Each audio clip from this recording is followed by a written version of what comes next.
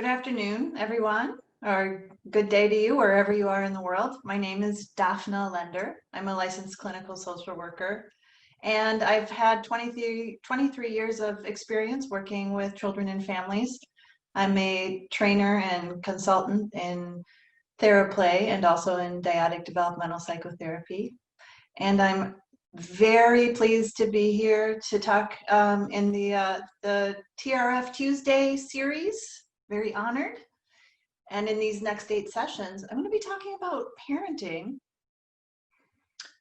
from the point of view of attachment, of trauma theory, of interpersonal neurobiology, and developmental psychology. So I hope that you will find these topics of interest and that they'll be useful to you during this time. We're going to dive in today with a really serious topic, which was what to say to kids when bad things happen. So bad things happen to all of us, adults, children, and it is our job as parents to help kids to incorporate difficult things, painful things, scary things, angering things, make meaning of them, incorporate them into our narrative of our life and be able to use them. We have to be able to use our experiences in order to make meaning and be able to use those for the future to figure out how are we going to react to similar things, how are we going to solve problems, and how are we going to manage ourselves. So this is really about being able to help a child tell his or her story, their story. So let me tell you something about stories. We all have a story of our life, whether people help us to create that story or not. We fill in any blanks that we don't know the answer to. Okay, so my experience in my practice has been, many times I've been working with kids who are adopted, and we don't know their story. They were given up either at birth, they were given up when they were 2, they were 4, it doesn't matter. But there are many, many holes in their history, and anything that we don't know about and we don't help them to think about or wonder about or be curious about or share their concern or their worries or their fears about what happened to them, they'll make up the story and they'll fill in the gaps themselves. And oftentimes they'll fill in the gaps in a way where they blame themselves. They think it's their fault. They think there was something wrong with them. They think there's something scary about it, and that is done non-consciously, but it generates future interpretations of why they do certain things, and they will ascribe negative reasons for why things happen to them or why they behave a certain way. So even with kids where we don't know their story, we have to at least acknowledge that they have a story and wonder with them, and maybe even help them to take guesses or investigate if they want to know about their birth history, if it's possible to find out, or about their culture, or just guess based on how they, what their talents are, what their interests are, how they move, just things like that. So we need to help, we all need somebody to help us create our narrative. Our caregivers do that from the very start. Let me give you an example. 3-month-old baby, and there's a thunderstorm out with lightning. A big crash of thunder and a big bolt of lightning flash. The parent is holding the child in front of the window, and the child looks at the parent, and the parent says, "Oh, that was loud. Boom. Wow, look at that. Ooh." And so the parent is showing the child the meaning about the storm outside.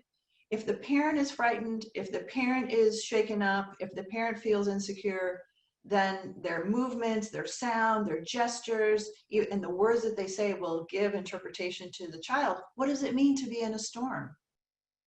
And the child will learn, if I hear those sounds outside, should I marvel about it in the safety of my home, or should I seem worried about it? Do I feel worried about it because there's a threat that's going to come in and somehow harm us? So that's a very, very small example that happens, and it happens so many times a day, we can't even count them.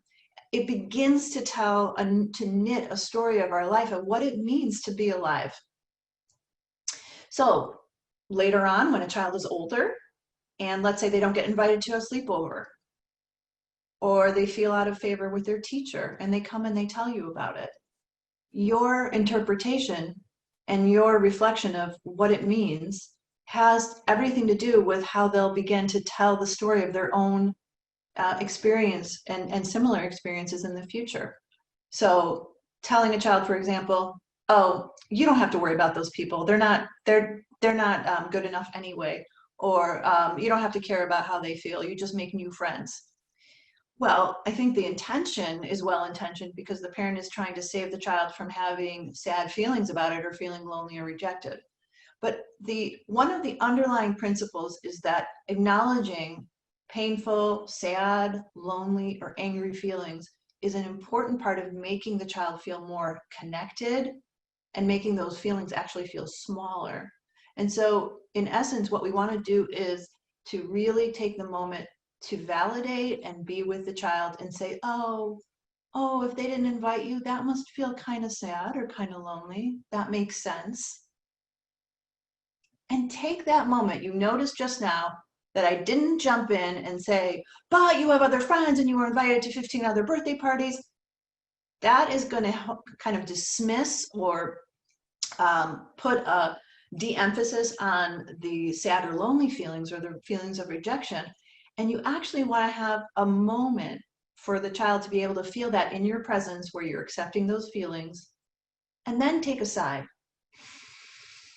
So it's about how you present yourself as you're speaking to the child about his sad or her sad or lonely feelings. Take a sigh, let that moment sit there with you while you're, what we call it, kind of metaphorically holding that feeling with them and allowing it to be shared by both of you. A lot of times, if you do that, you will see that the child will actually find their own way of moving through it and moving past it and recovering. They might just then be like, they'll take a deep breath themselves. And then they'll say, hey, I'm going to go play with my Legos. Or they might come in for a cuddle.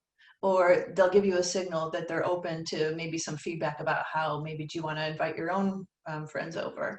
So take the time to really just resonate with the sad feelings or the lonely feelings or the feelings of rejection. And you can then notice that your child is able to use your sense of connection and that you're not rejecting them. You don't disapprove of them. That will actually help them to be more resilient. Okay. So we, as parents, we run into obstacles ourselves about doing this kind of, having this kind of response. For one thing, we don't want our kids to have sad feelings, to have hard feelings, to struggle, to feel bad. And also, we think that if we validate or accept or kind of amplify their negative feelings, it's as if we're borrowing trouble, because then they'll be sad or they won't want to do something. They'll throw a tantrum or they'll get worked up, and then we'll have another behavior problem on our hands. Okay, so we have to be mindful that part of the reason we might not want to do this is because we are inconvenienced or feel uncomfortable, and that can get in the way. But let me tell you something that happens, which is that if something occurs in a child's life, but it's not acknowledged, it's not accepted, it's not seen, it's not, you have nobody to share it with, what happens is a dissonance is created where there's a gap between your experience and what is acknowledged on the outside. And that gap can lead to all sorts of confusion internally in a person, that if it happens over and over again for a child, they might begin to feel very untrusting of their own inner experiences and their own inner, what their gut is telling them. And this can really get in the way of them being able to be connected to themselves and to be able to advocate for themselves, to be able to speak their mind, because they hear they experience one thing, but in the outside, it's not addressed, it's not validated, and this can lead to really a lot of problems. So that's why it's important to acknowledge what's happening and validate a child's reality. If another reason why you might not want to acknowledge it is because maybe you caused it. So maybe maybe that you had a loud argument with your partner and it scared the child, and you don't want to confront the questions that the child might have if you say, hey, you know, last night your mommy and I had a lot of a big disagreement, and we yelled, we called each other names, and I know that you overheard because I saw you going through the hall and you looked scared. So I just wanted to tell you, if you were scared, that would make sense. If you were worried about something, that would make sense. It's really hard to say that. It's hard to acknowledge it. And the reason is because then the child might say, yeah, I was really scared and I was mad. And are you guys going to get divorced? That's good. That's something that we don't want to face our children's questions. And so it's really, really hard. And, you know, one thing that I would recommend for people who, you know, they avoid acknowledging things that happened at home that might be hard is if the child asks you a question that you don't know the answer to, or you're afraid of the answer, you can just say, you know, that's a really good question, and I don't know the answer to that right now. Are you worried about it? Thanks for telling me about that. That would make sense. I will tell you as soon as I know any information about X, Y, or Z, whatever the issue is at hand. However, it isn't helpful to say, oh, no, we wouldn't dream of it, when actually, in essence, there are so many disagreements, so many arguments. Maybe they even overheard, your children overheard you. You were arguing out loud, or you were talking on the phone with your friend and you were talking about separating. So it isn't that they don't know about it. It is in the air, and they can sort of absorb it. And so it's better to acknowledge that they know what they know, and that you may not have answers, but that you're working on it. You're working on it. Tell them what you do know. Tell them that you're going to keep them safe. Tell them that both of their parents have their best interest in mind. Tell them that you know, you're going to be together no matter what. Whatever you are able to tell them that's truthful. People have a hard time these days when a child may ask questions about things that are really traumatic that have happened. For example, a person was killed by the police. Somebody's house burned down in a fire. They saw somebody get hurt. They witnessed a tragedy. Those are things that are really, really important for you to acknowledge the sadness, the fear, the concern, before you reassure. So of course we want to reassure. We want to hold the child. We want to give the child a sense of it's okay for you to cry. It's okay for you to be worried about it, and so on. But before you go on to say, oh, that won't happen in our house, that won't happen in our neighborhood, or that happened to them because they were acting dangerous, and we won't let you, you know, we won't let that happen in our house. It's really important to reassure children. But once again, if they have questions or they're scared and because they don't understand, one of the things that's the best thing you can do is to say, yeah, that is really scary. Thanks for telling me that. And just take that moment to hold them and to stay with them with their sadness, their fear, or their loneliness, whatever it is that's that negative feeling. Now, one thing is, you know, people say, well, what are you supposed to say? I mean, are you really going to tell a child who's 5 years old that, you know, the world is a really scary and unsafe place, and that, you know, you could get shot in the street, or some other very scary version? Here's a guideline. Be truthful, be accurate, and be developmentally attuned or matched. So what we mean by that is a 5-year-old is different than a 10-year-old. And so you would have to decide how much information, and you would want to be as specific and accurate as possible and speak on a concrete level. For example, if a child says, "We're, you know, um, Grandpa died, so where did he go?" I would avoid euphemisms. If you can be specific, it's better. So you would say something like, "Well, his body was because his however," and this is this is whatever you're guided by spiritually, your cultural, your understanding. But if I were to say something along the lines of, his body was put into the ground because his soul was no longer living in the body, and so his soul is going to, and then you have to kind of be able to answer however you're informed by. But hiding the sort of existential truth of the fact that we don't know where the body or the mind or the soul is going is a conversation that even 5-year-olds can grapple with, as long as you're okay with having some unknowns and being able to hold the child. That just really the only thing that they really want is to be assured that they're not alone in thinking about these difficult things, and that it's not shameful to be able to have these sort of scary thoughts, scary feelings, and be worried. They want to be physically and metaphorically, and by that I mean emotionally held.